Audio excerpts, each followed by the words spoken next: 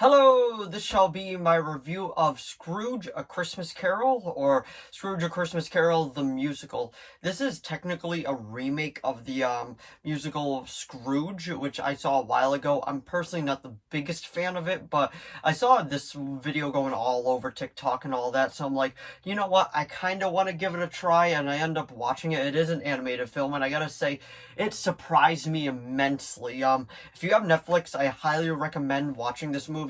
Even though it has a TV Y7 rating, don't let that fool you. This movie is legit really, really good. But we're gonna review it right now. So anyway, without further ado, shall we begin?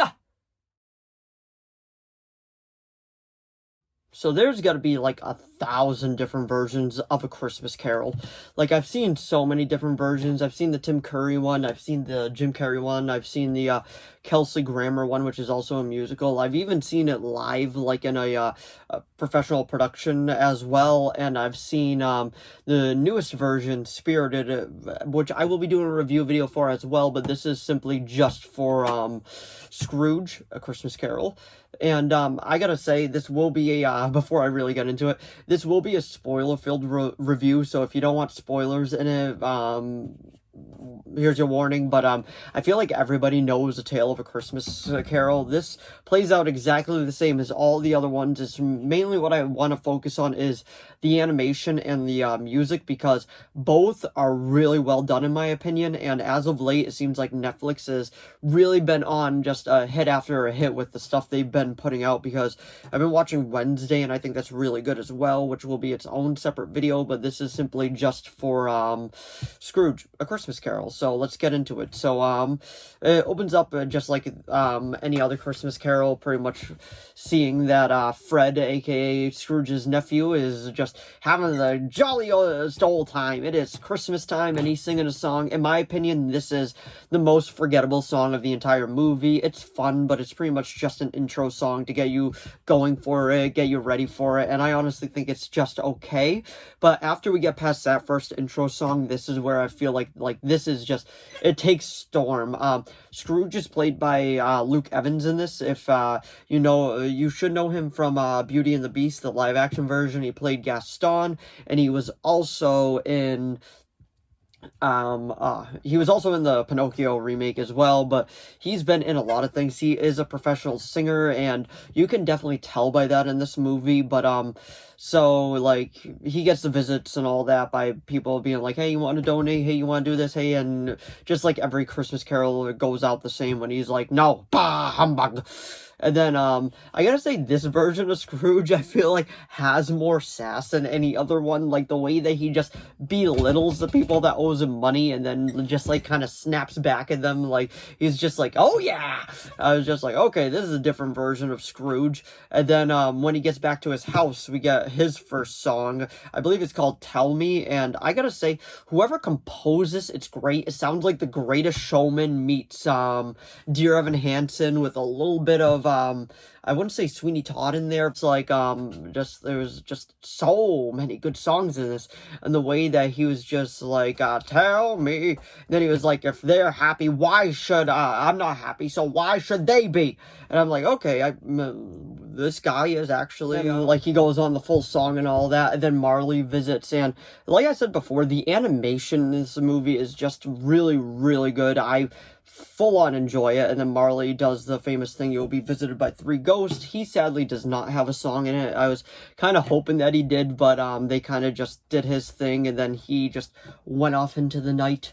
And then the Ghost of Christmas Past comes to visit. It's an interesting way that they decide to go about her character. I actually quite enjoy it, and it was just she was a candlestick that molded into whatever form she wanted, and then she wanted to choose the one that Scrooge fell in love with. I believe her name is Belle, but I could be thinking of the old one. If I'm wrong about that, correct me down in the comments below, but I think it's Belle, but don't quote me on that, as I said. But anyway, when they get to like together, and then they do the most awesome song when they actually get to it. It is Never Comes Around, I believe it's called. Could be wrong about that, let me know down in the comments below, but it is great. I've added it to my Spotify playlist, and everything about this song is just perfect, from the way that it starts off with her first being like, she'd be like, but later never comes. That's the name of it, Later Never Comes. And then she's just like, later never comes. And then it goes on to Ebenezer's side, and it is sung not through the young version, but the old one. Rewatching this happen, I'm like, this is just like, why is this animated film going so hard with this right now? This film is really like punching you right in the feels. And Luke Evans, like I said before, has an amazing singing voice. And then that one line, he was like, tomorrow, but that's a lie. It was just like, wow, this is like really like hitting hard, because I feel like everybody can relate to that in some sort. Everybody would go back to their past selves to tell them like, hey, don't screw this up, don't do this, like, just make sure you do this one thing.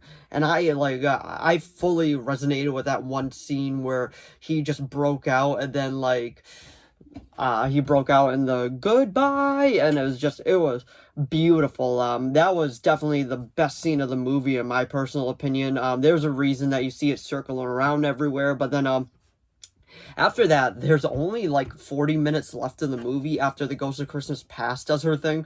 And so the Ghost of Christmas Present comes in, and he has his little song, I Like Life, which I do believe is from the original, but I could be wrong about that because I've seen it such a while ago, and I honestly, like, I don't want to go back and rewatch it because I don't really remember liking it that much. But anyway, he has his little song, and then he realizes, like, the classic thing, Tiny Tim, Cratchit, and all that. He's like, okay, maybe I did mess up. And then the Ghost of Christmas Yet to Come comes into it, and I actually gotta say, I like the way that they went about his character, how it was just this like, he turned from present into future, and I was like, okay, that's unique. We don't see that in every version. In the Jim Carrey one, which I got on display right here, we went full horror mode for that scene. Like, he showed the two kids, he started turning into a skeleton, he was laughing, like, it went full on horror. I was like, alrighty then. But this one just shows him like, hey, Tiny Tim dies, you die, and all that. And then they have another song, which was, I think it's called Thank You Very Much or something like that. It's just singing about how they're all happy that Scrooge died. And then the next scene that follows is obviously him trying to change his ways. And then like, he wakes up, and then he's like, well, it's Christmas Day. And then he has a song, he changes his ways and all that. And honestly, I gotta say, this movie surprised me a lot. Like, I've always been a fan of A Christmas Carol, and I feel like everybody knows the story inside and out, but what makes it unique is the way that you decide to go about it, or the music that you decide to do. And this one, for this, the music definitely stuck out. The animation was really well done as well. I don't think it was as well done as the Jim Carrey one, but the just the animation was so good. But like I said before, the music is what stands out for this one. You're gonna be humming that one in your head throughout the entire movie after you hear it, because it is that good. But before we end this, I would probably give it I give it a 7 out of 10, but on an animated scale, I'd probably give it an 8.5 out of 10, just for the music alone. Like, it's the same story you've heard before, you know it by heart, but just like to hear the music is definitely what stands out. I can't say enough good things about the music. But anyway, that was my review of Scrooge, A Christmas Carol, which is on Netflix. So if you enjoyed this video, please give it a like and a subscribe so I know to keep making more of these. If you have any video requests, please leave them down in the comments below. As of now, I have no video requests, so I'm just putting videos out as I see fit.